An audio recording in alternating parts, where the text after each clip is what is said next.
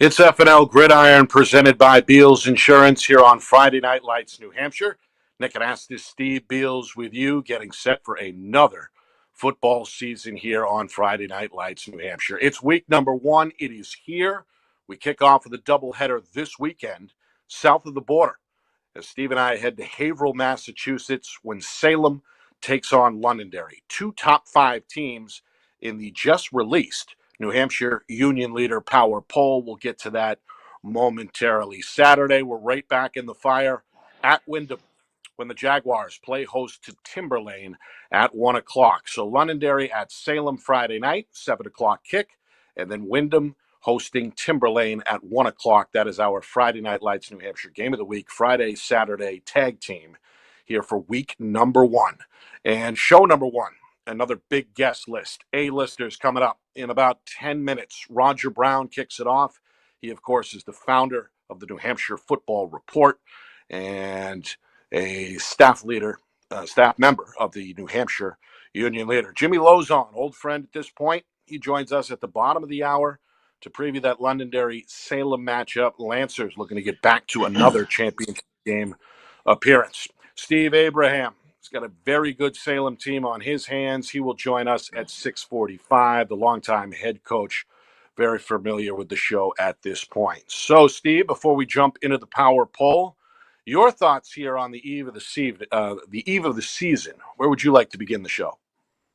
Probably start with the Jamboree, Nick. We obviously went out there and covered it. For those who haven't seen it on our YouTube channel, tune in. I would argue that it was probably one of the best of the many. I think this is our third year that we've done it.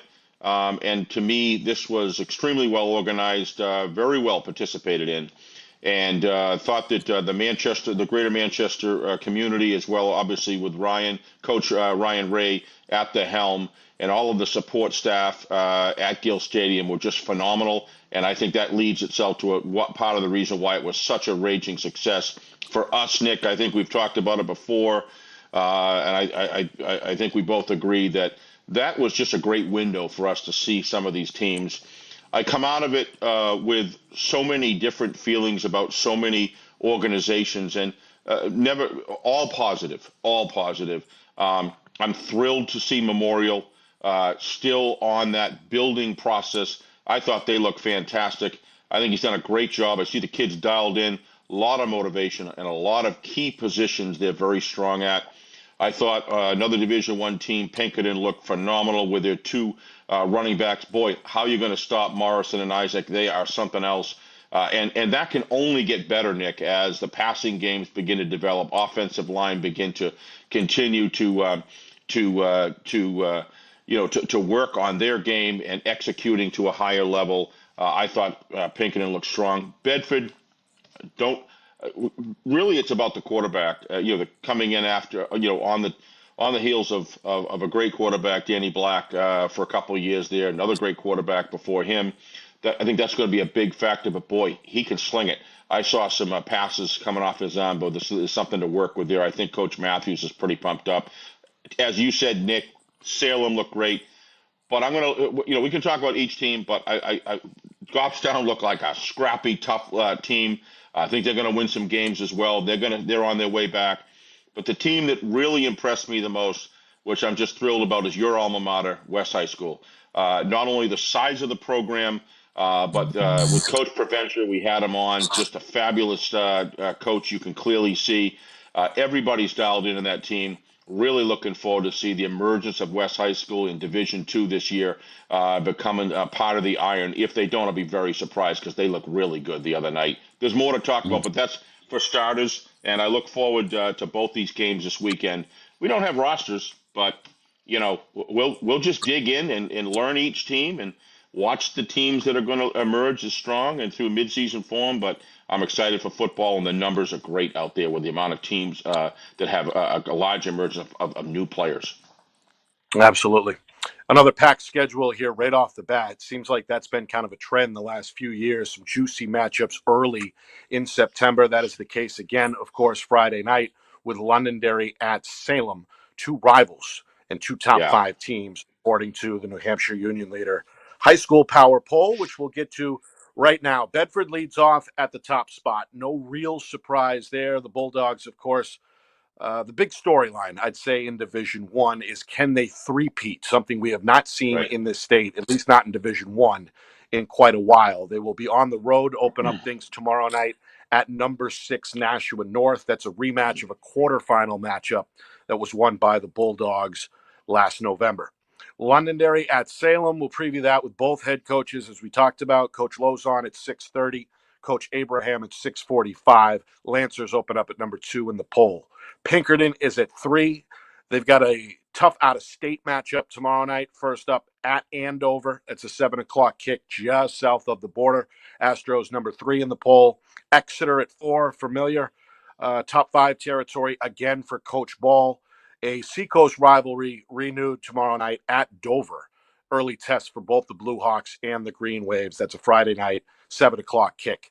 Salem, as we talked about, rounds out the top 5. Nashua North at 6. Again, looking for an upset tomorrow night at home at Stello Stadium against Bedford. Speaking of Nashua and Stello Stadium, Saturday night, it'll be rocking. Number 7 BG, number 8 South.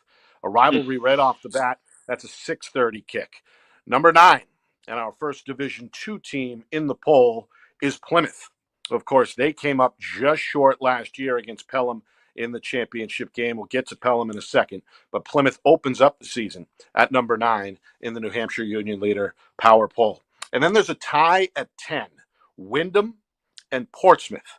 Of course, the Clippers, they went all the way to the Division I semifinals last year before bowing out against Bedford.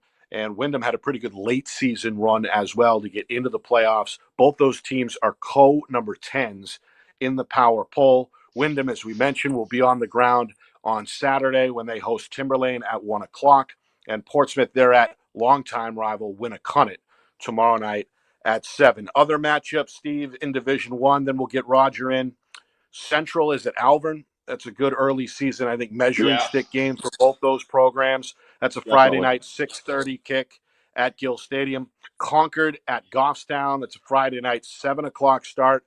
And then Memorial is down in Rhode Island, taking on Central in Providence. That, of course, is a rematch of a game that was played up here last year. So the Crusaders against Providence, or Central in Providence, on Friday night. Spalding at Keene, Friday at 6:30. Merrimack at Hingham. Tomahawks travel south of the border Friday night at 7. In Division Two, Trinity at Hanover, an interesting early season matchup, Mm. Friday at 7. St. Thomas at Souhegan, early big matchup for both teams. Again, a 7 o'clock kick tomorrow night. And then you mentioned it, West High. They are on the road to open up the season Saturday afternoon against Pembroke in a battle of two teams that just played in the Manchester Jamboree a week ago. And then finally, Pelham, a team that has won over 40 straight games, 4 straight Division II titles. And for the first time in 25 years, they have a new head coach. That, of course, is John Trisciani Jr., and they test themselves right away at Bow Saturday at 1 o'clock. There's the schedule, Steve. What jumps out at you? Well, one of the things, a little backstory on the whole Pinkerton Andover game. A good part of the Pinkerton personnel at the junior high league level, the Northeast Junior High League, those guys are going to know a lot of guys on each other's teams because Andover and the Derry Wolverines go at it hard. Very, very strong programs throughout the year. So that's going to be a matchup where it's not something they're going to know a lot of players on both sides there. So I'm sure that the coaches and players Pinkerton Academy are ready to go there. Um, again, that rematch of West that we saw and Pembroke, West really handled it, I thought, quite well in the Jamboree. They looked solid. I would expect them to continue that there. As far as the Division One games are concerned, Nick, I'm really looking forward to see how these teams match up and the score differential. And the nice thing is you can kind of go on YouTube afterwards and see some of these games. The one that I'm really excited about, I'm excited about both, obviously. The Londonderry Salem matchup just speaks for itself. It's a rivalry. It's always a good game. When you think about some of the games we've seen between those two teams, there's a lot of passion that goes on back and forth and between there. But This Timberlane at Wyndham, we love to go to Wyndham. It's a great place for us to broadcast a game. We're excited about that on Saturday afternoon. I'm looking to really see where these programs are.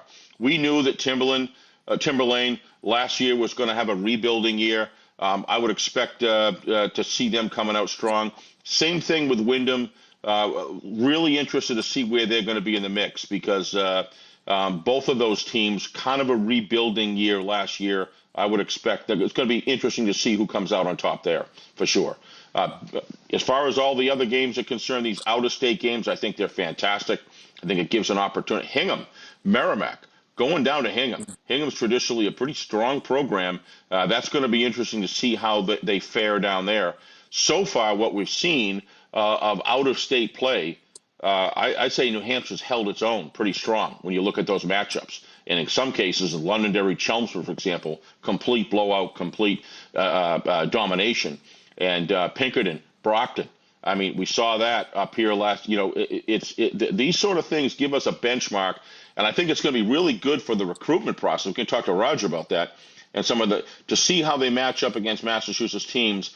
And a lot of that is going to give them an opportunity, individual players as they move on to college, to give these programs some opportunity to see how they do against better programs in Massachusetts. Doesn't hurt anybody. And builds the New Hampshire football program and really kind of gives them a measuring stick of where New Hampshire football is so far so good. Yeah. All right, let's welcome in our first guest, Roger Brown, founder of the New Hampshire Football Report, nhfootballreport.com, and a senior staff writer at the New Hampshire Union Leader. Roger, good evening. How are you? I'm well, gentlemen. How are you guys? We're good. Terrific. We're excited. Ready to go. And looking forward to the first matchup we're going to throw your way. That's our Friday Night Lights New Hampshire game of the week, Londonderry at Salem. It'll be played actually in Haverhill, Massachusetts, as Grant Field is under renovation. So we will be on the air at about 6:45 tomorrow night ahead of that 7 o'clock kick. Roger, both those teams ended up in the top 5 in the New Hampshire Union Leader Power Poll. No real surprise, of course. Two of the real premier programs facing off right at the get-go tomorrow night. Your thoughts on Londonderry and Salem? Should be a good one right off the bat. I think Londonderry will be one of the top teams, if not the top team in the state this year. Salem's got 10 players back, 10 starters back on each side of the ball. They got tough kids. They're going to come to play. I mean, this is like a midseason matchup that you get excited about, right off week one. So, really looking forward to it. I'll be down there as well. I was impressed by what little I got to see of Salem in the Jamboree. Not that I expected them to. I expected them to be good, but you just never know. And early season they looked real good. So Londonderry is going to get a good test, I would assume. Yeah, two of the more experienced teams as well. I know both coaches every year will say they lost, such and such, but especially with those two teams, it seems like they reload. Salem, as you mentioned, brings back a lot on both sides of the ball. And Londonderry is, of course, deep enough to kind of just plug the holes year in and year out. Do you expect midseason caliber football, or is there room still for development in week number 1 with the first real rehearsal, so to speak? What do you expect in terms of the level of play tomorrow night between those two teams? I think it'll be high because, you've got your teams like Exeter and Salem that just know their offense so well. It seems like day one they show up at practice and they're all running it, because they've been running it probably since they were 8 years old.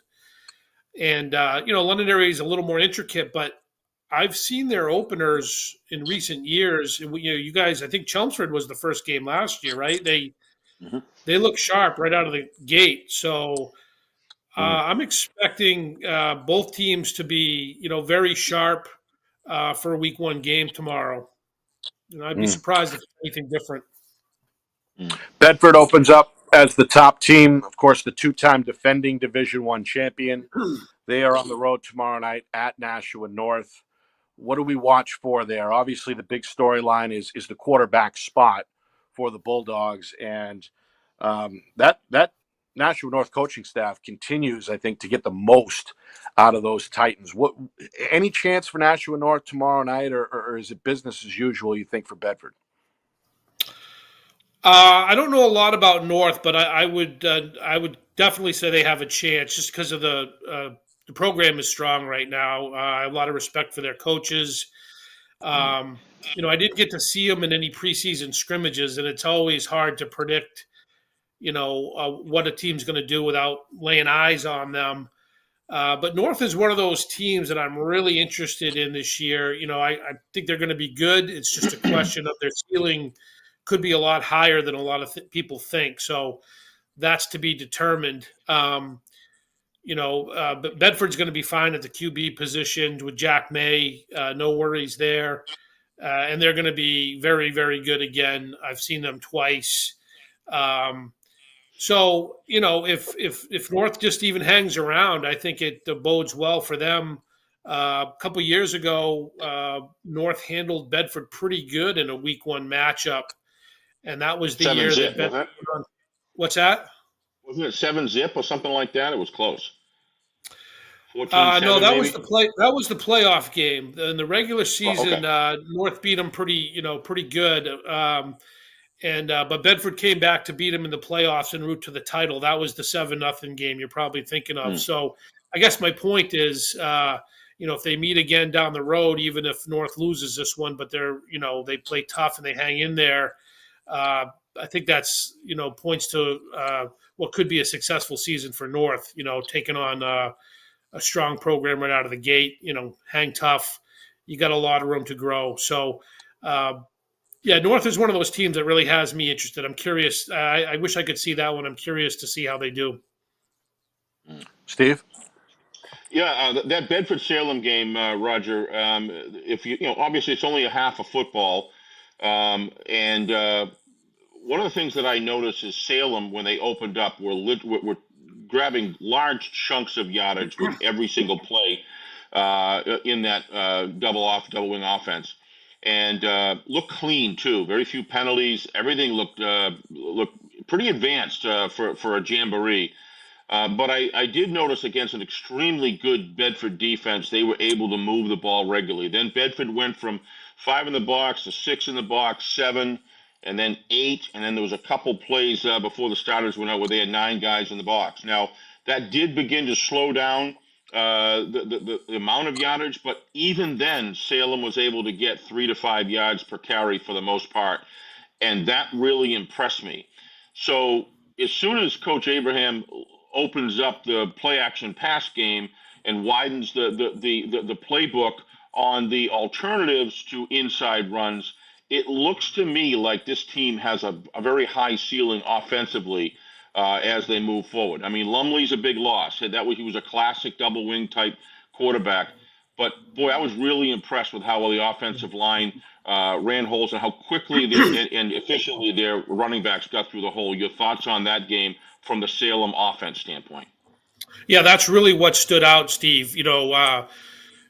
Bedford's replacing, I think, 9 starters on defense. So Yes. To be fair to them, they got some new kids in there. I'm sure they're going to be fine.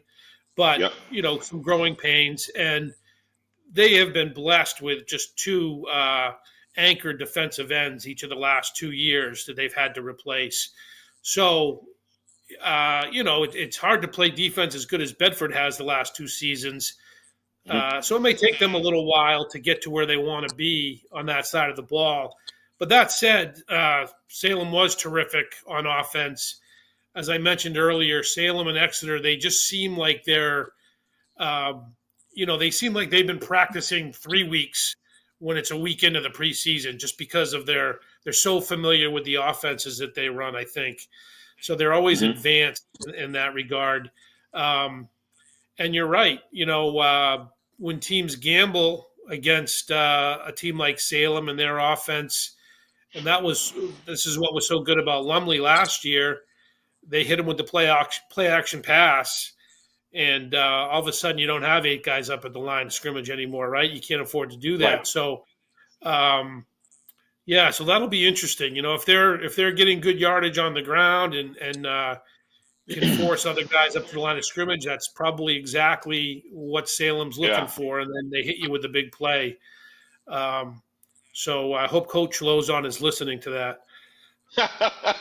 Yeah. Another question on the Isaac. Let's talk about Isaac. And I've always been a big Tim Morrison fan. I think he's been. I think he's fantastic as a sophomore. Never mind a junior last year. But to me, there's a different athlete out there in the field.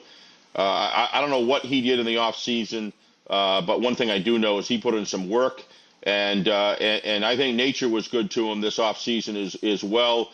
He's really coming. He looks now like not only what he was as a sophomore and junior, but he delivers it, lowers his shoulder, and that forward lean. He was bowling people in that game. And then once you establish him and you force resources over to him to have Isaac coming out of the backfield as well. And Coach O'Reilly and his staff, they work on offensive line, and they just get better and better and better as the season goes on. What are your thoughts on that offensive weapon mix that you saw the other night with us? Well, it looks to me like what he did in the offseason was get faster in terms of Morrison. I mean, he was blazing, Power. Yeah. I'd like, I don't even know what to guess, but I can imagine there's going to be a lot of chunk plays that go for touchdowns with him this year just because of his speed.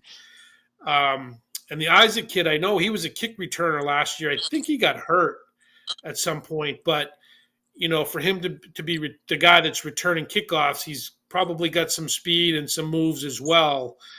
So that alone is a good 1-2 punch, and I'm sure Pinkerton's got other weapons we probably not all that familiar with just yet.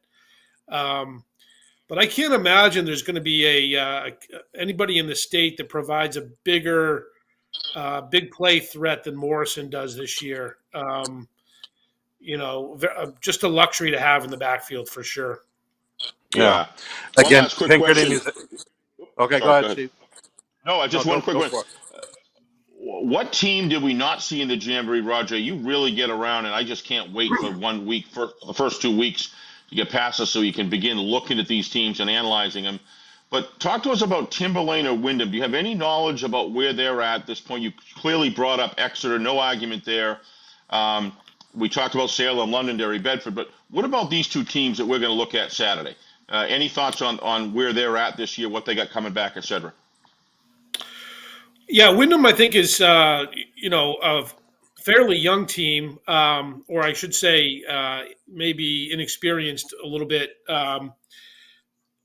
The advantage there is they played the game in Ireland, right? So they've got that under their belt for whatever that's worth. The prep, I know their off season was probably a little bit more than usual because they had to prepare for that early game. Right.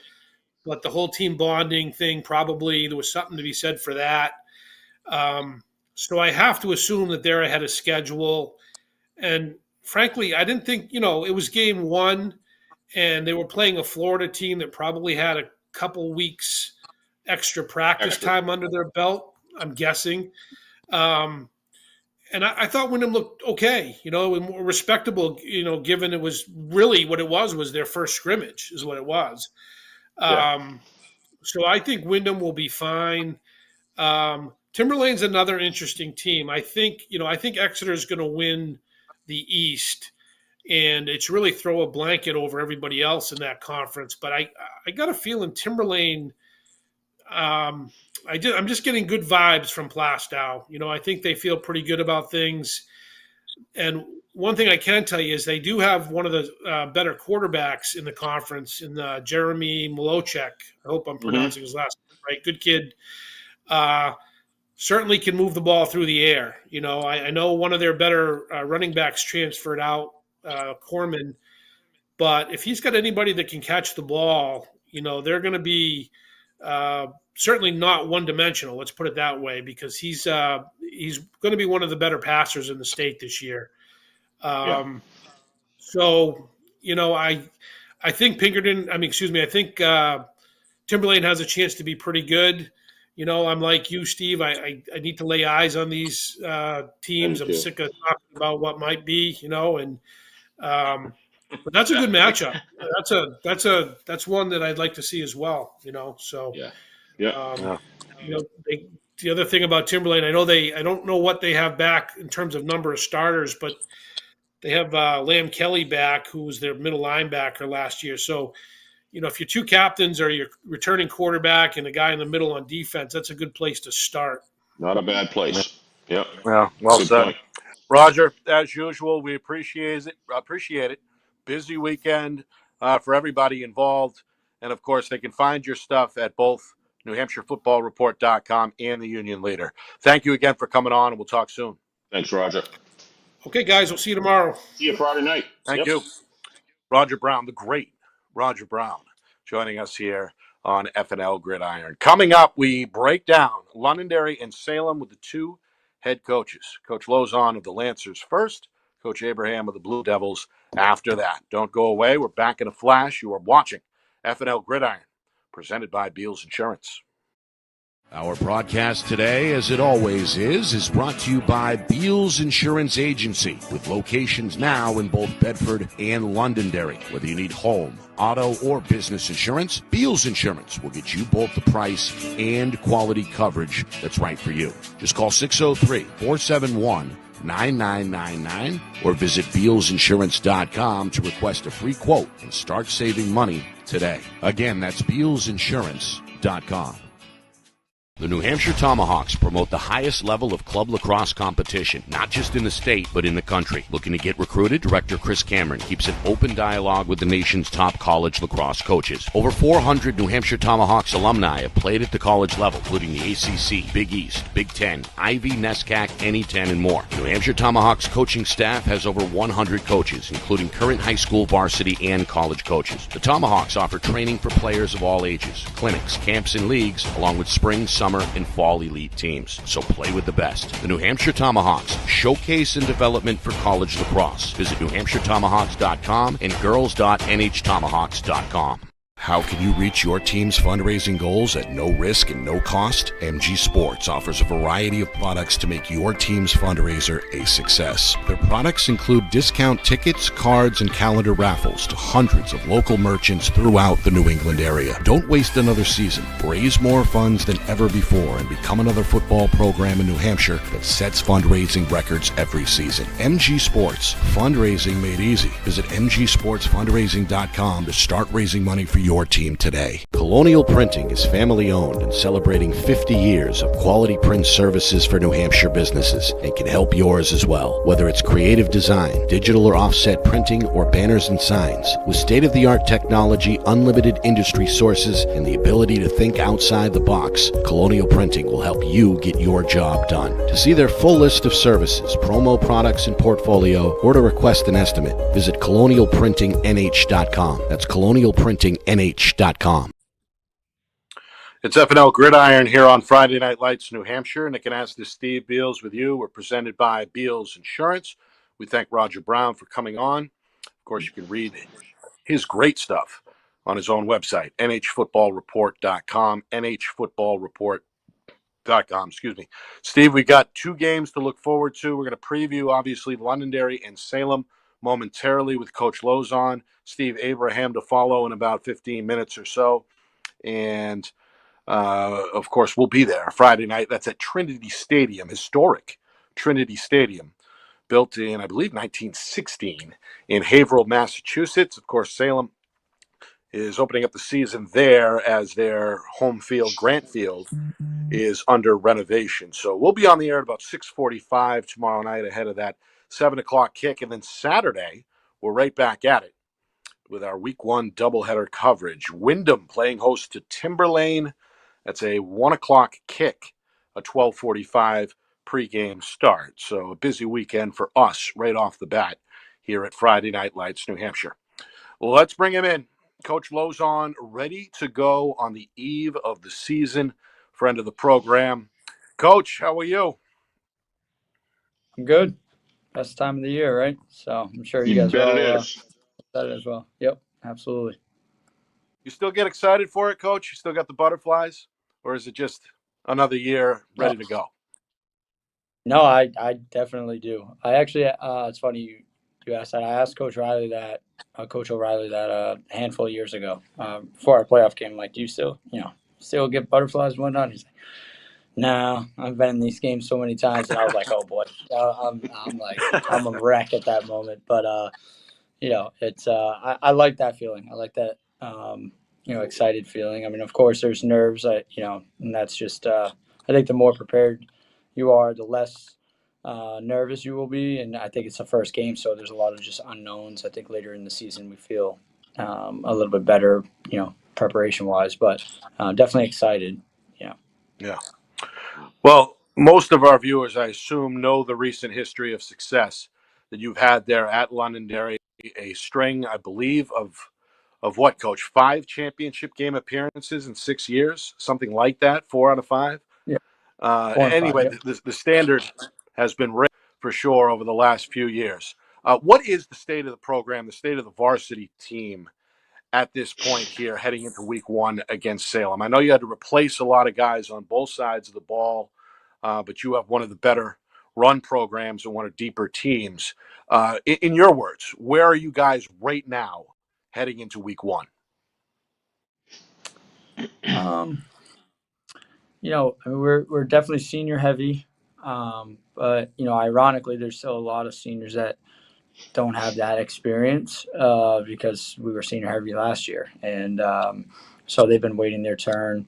But I think when you can go through 3 years and truly play freshman, and then JV, and then some more JV, and a mixture of varsity, I think you're, usually more prepared for an opener like tomorrow night. So I hope, but that's just been the case the last few years. We've seen those inexperienced seniors step in and seem to be so excited and ready to go that they take advantage of their opportunity. So, but we're definitely senior heavy, and we have strengths and weaknesses like everybody else, and so we'll find out a lot more tomorrow night. I think a lot of questions will be answered. I try not to over project on guys. I've made that mistake a few too many times, and so right now I'm hesitant to say anything about anyone because tomorrow night will tell us a lot. Yeah, fair enough. Obviously, you're going up against a very good and hungry, I would think, opponent in Salem. We'll speak with Coach Abraham in about 10 minutes or so. That's another veteran team coming in week 1. What are some of the things you're looking to take away from Salem without getting too deep into the game plan? But what are some must-haves tomorrow night against that Blue Devil group? I mean, we're going to stop their backs. We're going to stop the edge. They're explosive.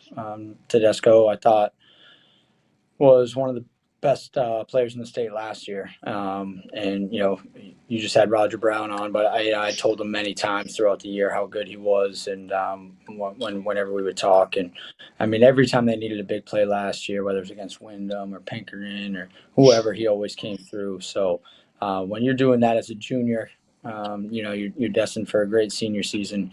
So him and number 1, they're just loaded in the backfield. They've got tons of skill guys, so that's definitely the primary focus. And then, like you said, I mean, they've got a definite chip on their shoulder. They're a tough group. They almost always are. And, we know it's going to be a heavyweight bout right off the bat. So, we got to be ready to go. They're just they're going to bring a lot at us, I'm sure. And they've just got some great skill kids. So we're going to have to find some holes and find some ways to move the ball and stop the ball. Steve? Yeah, Coach, the last 3 years you've had just a kind of a reload every single year of some new players, some good supporting actors that were, obviously playing some JV, but also helped us in the varsity games, I noticed. And it seems to be working very well to your advantage because by the time that they come in to their own, they've really performed. And I thought that happened with you guys at the beginning of the year. You came out very early with a lot of what I would call mid-season form right out of the gate. This year, is that same situation happening this year? And if so, obviously, who are some emerging, if not too early to tell player-wise, who are the emerging emotional leaders of the team, and kind of just characterize this group versus the last 3 years, which are amazing 3-year group?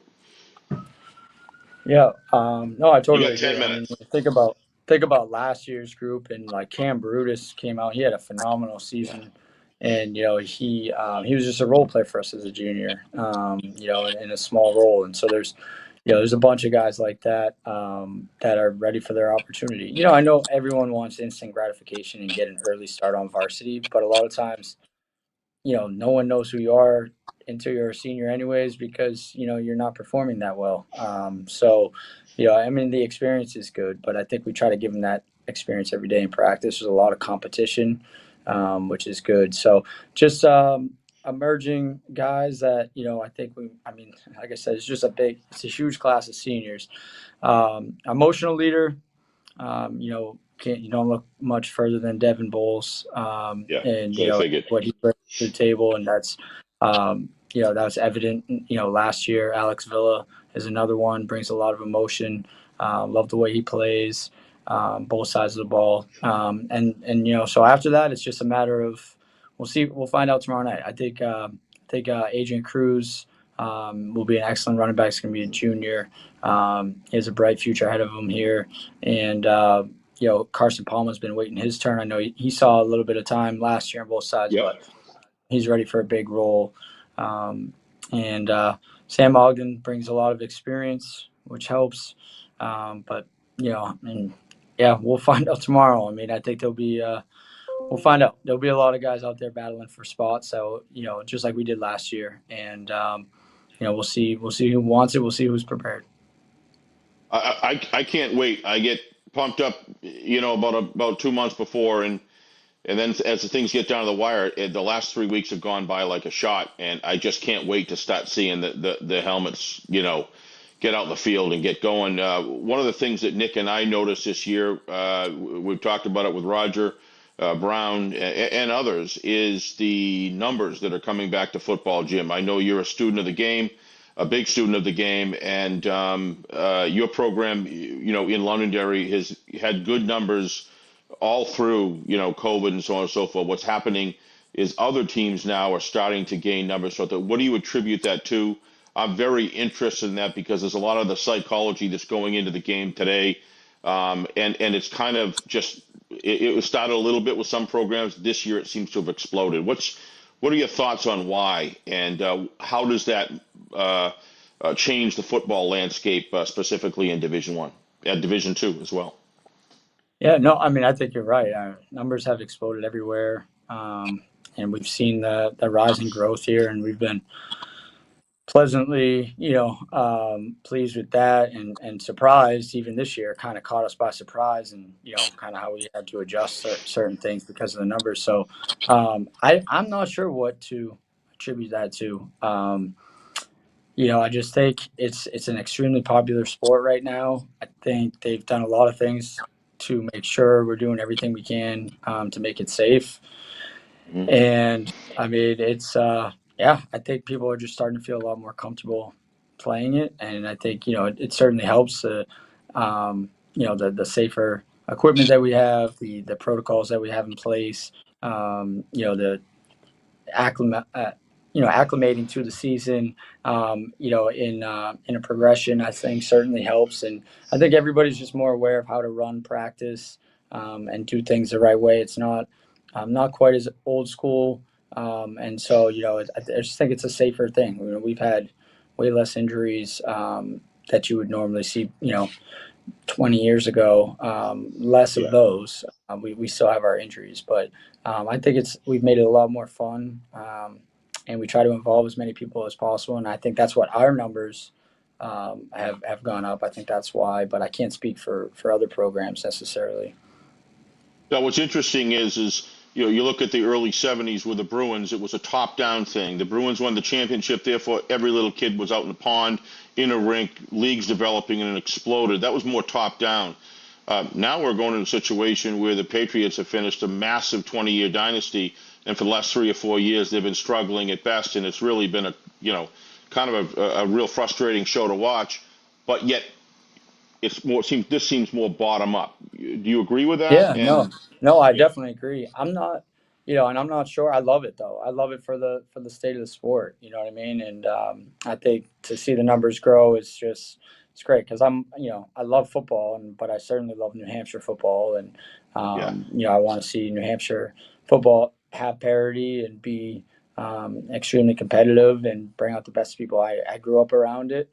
I remember what the old Division One was like and how difficult it was to get into the playoffs. And it seemed like every game, it was like make or break. You couldn't afford it. It was like college football was when you're all playing for a national championship and can't afford to lose. So it's definitely a little bit more forgiving now to get into the playoffs and whatnot. But I'd love to see the competition level come back to that.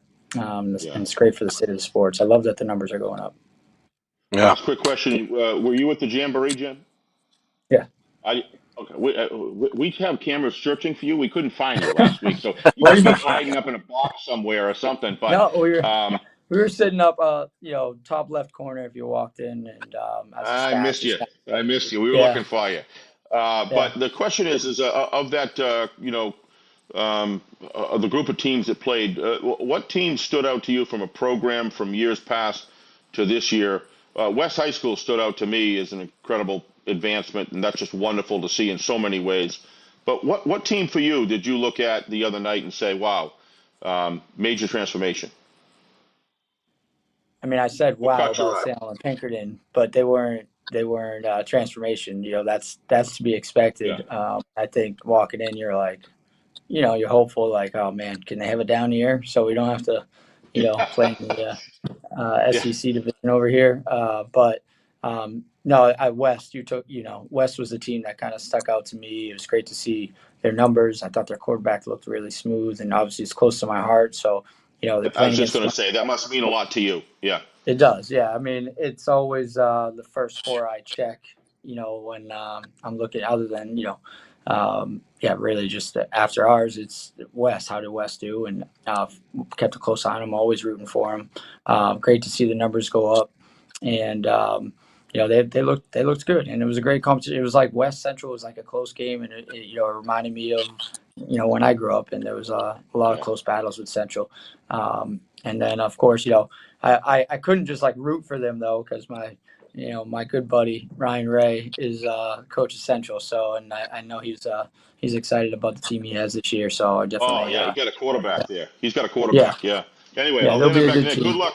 Good luck tomorrow night. I'll hand it back to Nick. But looking Appreciate forward to it. seeing your team tomorrow night, and, Thank you. and can't wait for the season to get started. Thanks for I coming on, appreciate Jim. Appreciate it, Coach. I'll let you go as well. We're going to welcome in Steve Abraham in a moment, but we it. Yep, appreciate it and are looking forward to seeing your team in action tomorrow night. Thank you. of course. We'll do our best. I appreciate it. Thank you. Jimmy Lozon, friend of the show and a proud West High alum. All right, on the other side, Steve Abraham. To round out the show, what does Salem need to do to get a win against Londonderry? We find out next. You are watching FNL Gridiron, presented by Beals Insurance.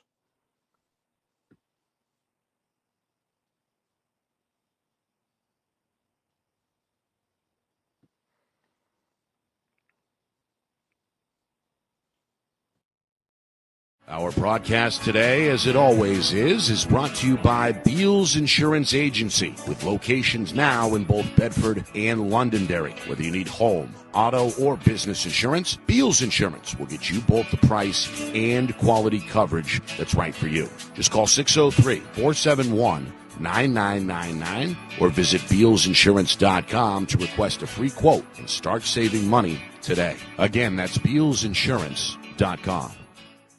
The New Hampshire Tomahawks promote the highest level of club lacrosse competition, not just in the state, but in the country. Looking to get recruited? Director Chris Cameron keeps an open dialogue with the nation's top college lacrosse coaches. Over 400 New Hampshire Tomahawks alumni have played at the college level, including the ACC, Big East, Big Ten, Ivy, NESCAC, NE10, and more. New Hampshire Tomahawks coaching staff has over 100 coaches, including current high school varsity and college coaches. The Tomahawks offer training for players of all ages, clinics, camps, and leagues, along with spring, summer, and fall elite teams. So play with the best. The New Hampshire Tomahawks, showcase and development for college lacrosse. Visit NewHampshireTomahawks.com and girls.nhtomahawks.com.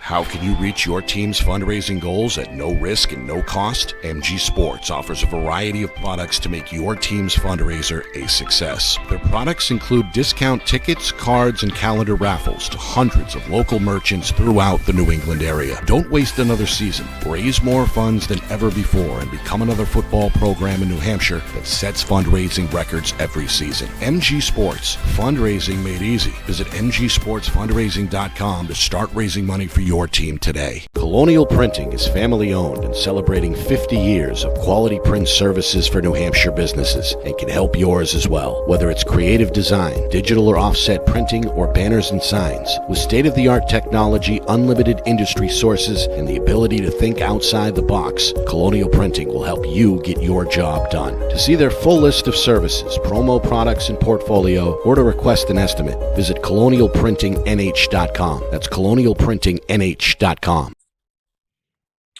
We're live every Thursday, 6 o'clock, here on FNL Gridiron, presented by Beals Insurance, here on Friday Night Lights, New Hampshire. Nick and Astis, Steve Beals with you. We thank Roger Brown of the New Hampshire Football Report.com for joining us earlier, giving us some good insight on the eve of the 2024 season. And, of course, we also appreciate Coach Lozon for coming on as well. Our final guest is Steve Abraham, longtime head coach of the Salem Blue Devils. They will look to knock off number 2 Londonderry in a battle of 2 top 5 teams tomorrow night here on Friday Night Lights. New Hampshire will be live at Trinity Stadium in Haverhill beginning at 6:45. Let's welcome him in, fresh off the practice field, Steve Abraham. Welcome back to the show, my friend. How are you? I'm awesome. How are you guys? We're good. Great, Steve. Thank you for joining us. Of course. I asked Coach Lozon this earlier. I'll ask it to you. Do you still get butterflies on the eve of the season, Coach? Yeah. I always get a little nervous and that couple feelings, right? So I get the nervous butterflies because I can't control everything, right? Because everybody asks me, are you ready to play? And I'm like, well, I'm ready to play. I don't know if the kids are. I hope they are, right? If I could go out and control it, I would be. And then I get the nervous excitement, right? So, I don't take anything for granted. I don't know how long I'm going to be able to do this, right? God willing, hopefully for a long time. But, the opportunity to go out and play, to me, the best team sport there is and, in my community. So I get that like excitement, butterfly feeling. And it's a little bit different as what I used to get as a player. I used to get a form of that, but now as a coach and then being the head coach, I actually get a much heavier version of it because I feel a little bit more pressure and I have control of a lot more. So, but yes, I do. It's actually one of my favorite feelings. Like, don't ask me for financial advice tomorrow for all my clients. I'm not going to give them any.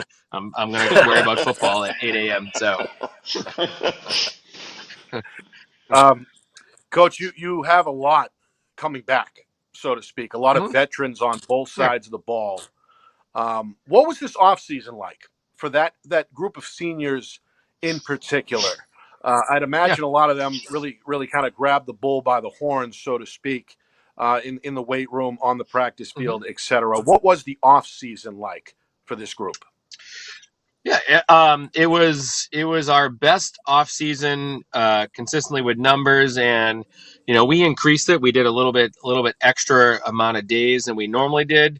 But I would say for our senior class, look, they came in their freshman year, right? We were in the state semifinal and a great team. That was the Aiden McDonald, Tommy Ayler's group, right? And some of those guys were involved in that team.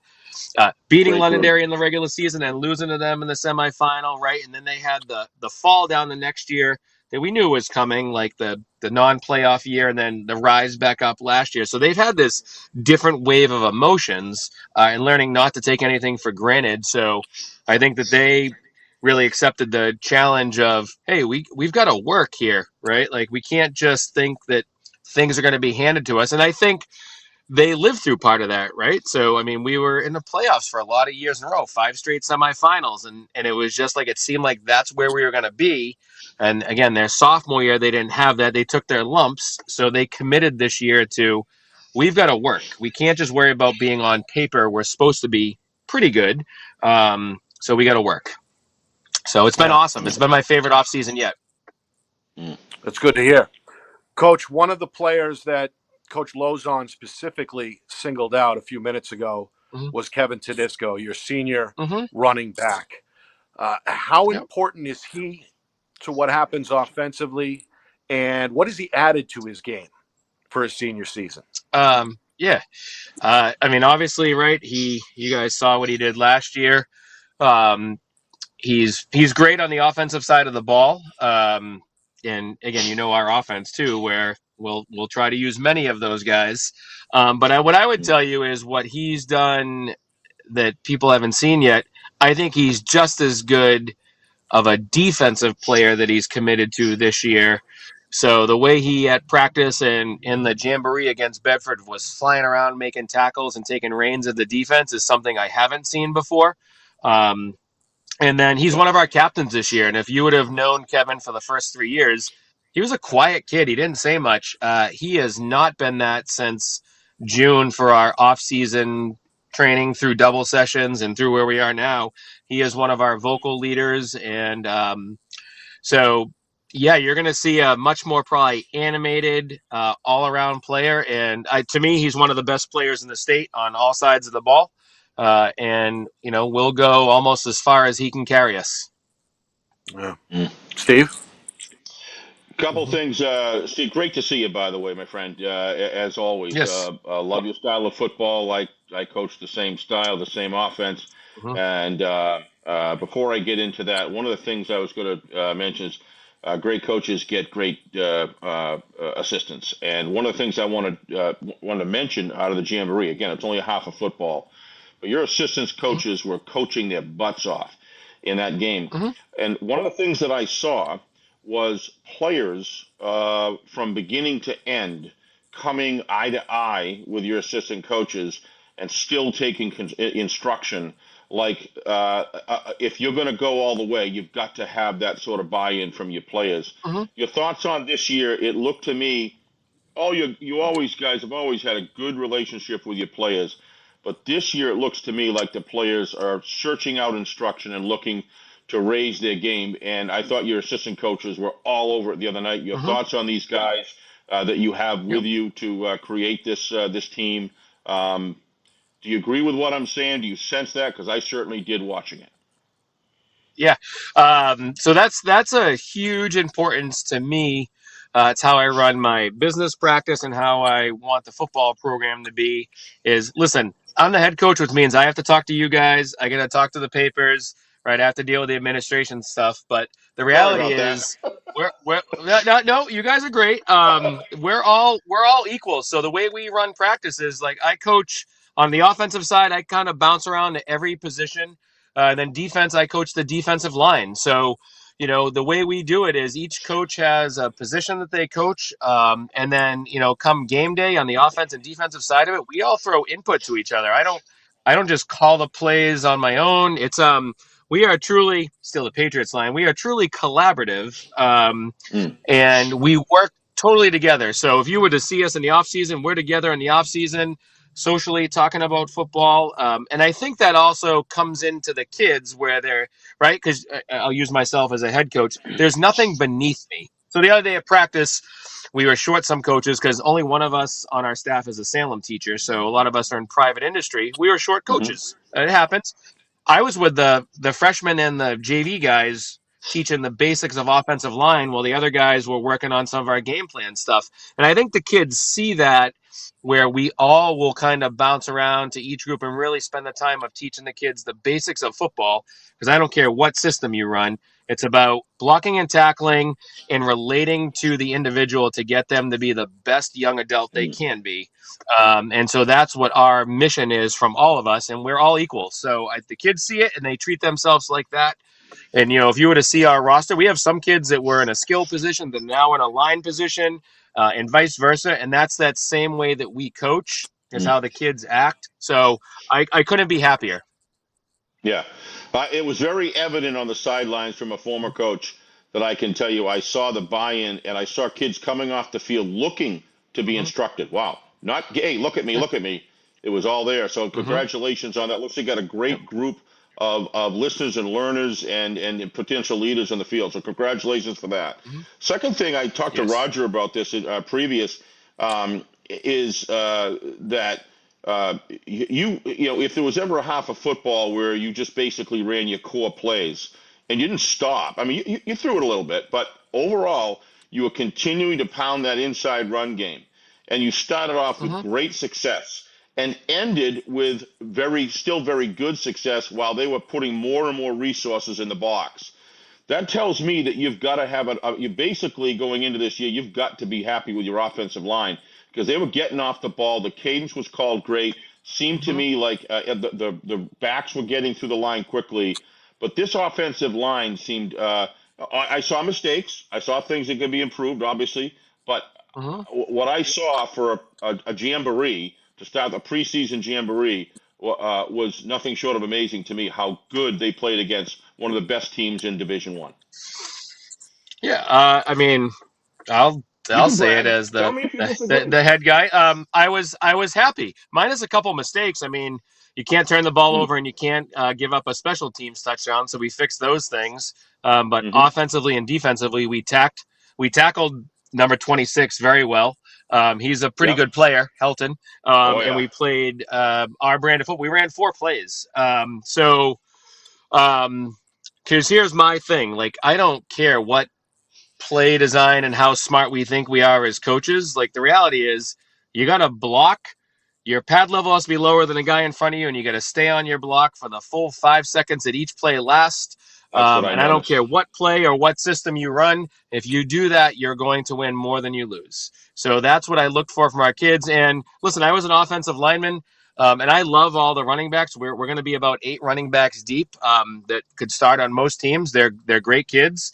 I don't care how great they are. If the guys up front don't block, you can't do anything. And the reality is, we return almost our whole offensive line for last year. And I know we're small. Listen, you're going to see us tomorrow night. We're small against Londonderry because we don't have a 6'5" Bowles. We don't have, Benda and Kuchar that are almost 300 pounds and 6'5". But we're 6'2", 240. We're 5'10", 215. Right? We're not small. We're tough. Mm-hmm. We're just not as big as those other guys. But we block our system, and our kids are tough, right? And they're super coachable, and they'll communicate, and they'll take all the stuff that Coach Burns coaches our line and Coach Alsip on the offensive side, and I get my nose down in there. So I love our guys up front.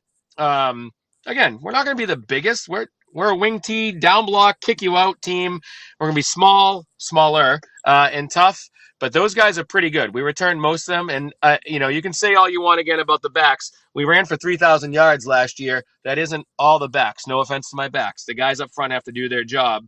And they're all back this year, minus one or so. So I'm very pleased with them so far. Yeah, it You can looks tell I like a was a good group of lineman. guys. So I was a Yeah, guard in the straight tee and the wing tee offense. So that's yeah. my passion. Oh man, if they only knew how much fun it is.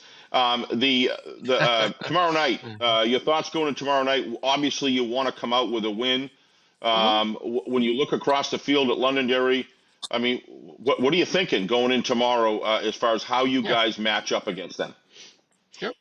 Well, I mean, first and foremost, they're one of the best coach teams in the state. Like, we're Yep. rivals, but I'll never take anything away from Jimmy and what those guys do over there. I mean, they've been 4 of the last 5 championships, right? Right.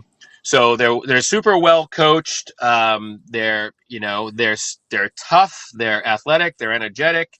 And then this year specifically, they're huge. So what do I look to come across from? It's same thing from the scrimmage. I want to block and tackle really well. It's game 1 of 9, right? So if we are able to pull out the victory, great. We got to get ready to go play the next week against a really good team. It's 1 of 9. We can't let our egos get too big. If we lose the game, the world's not over, man. Right? It's 1 of 9. So, and all I have to go, and I showed our kids, go back to 2021. Londonderry was 7 or 8-0.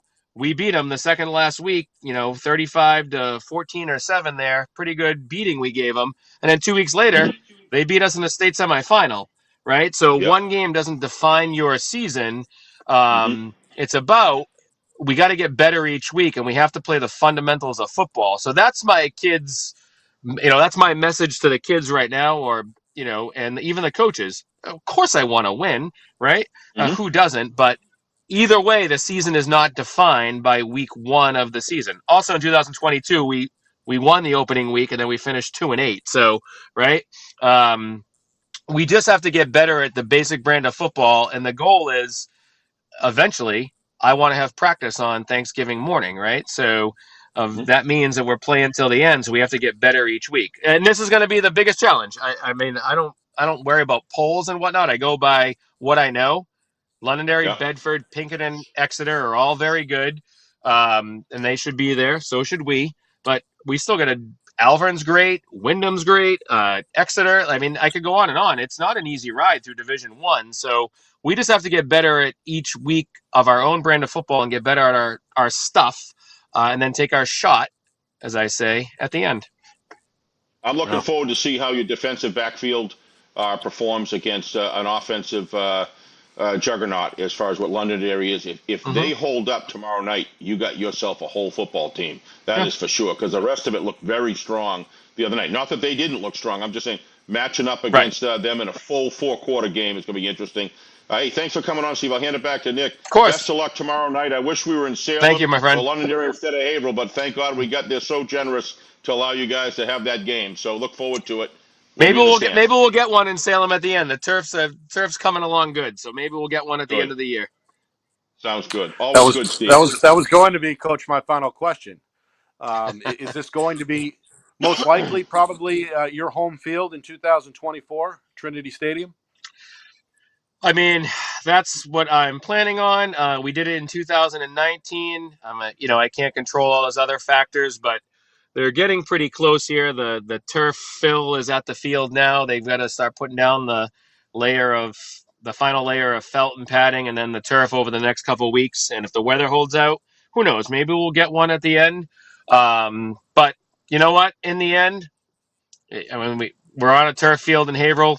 I've played there before. Right. It's a nice field. It's our home field. Other teams drive to a stadium. Go ask BG and North and South, right? So they all drive to a stadium. It's no different. Right. Yeah. Coach, best of luck tomorrow night. We really appreciate you coming on, and we're really looking forward to that matchup tomorrow. Thank you. Sure. See you guys tomorrow. Take care. Thank you. Steve. See you, Coach. Coach Steve Abraham giving us some good stuff on the eve of the season. Reminder, tomorrow night, 6:45, we get it going ahead of that 7 o'clock kickoff in our Friday Night Lights, New Hampshire Game of the Week presented by Beals Insurance, Londonderry at Salem. Saturday, game number 2. We are live at 12:45 in Wyndham as the Jaguars play host to Timberlane. Steve, your final thoughts. Just can't wait till we get a full week under our belt so we can actually talk about players' performance for 4 quarters on a field. Can't wait. Obviously, it's still exciting getting started, Nick. It's great. I'm excited to work with you this year. So much fun doing the Jamboree last week. And just looking forward to I really believe that some of these games, some of these extra numbers and the competition that comes from numbers really can have an impact on elevating play and creating some of the teams that were working with 39, 45 guys in Division One.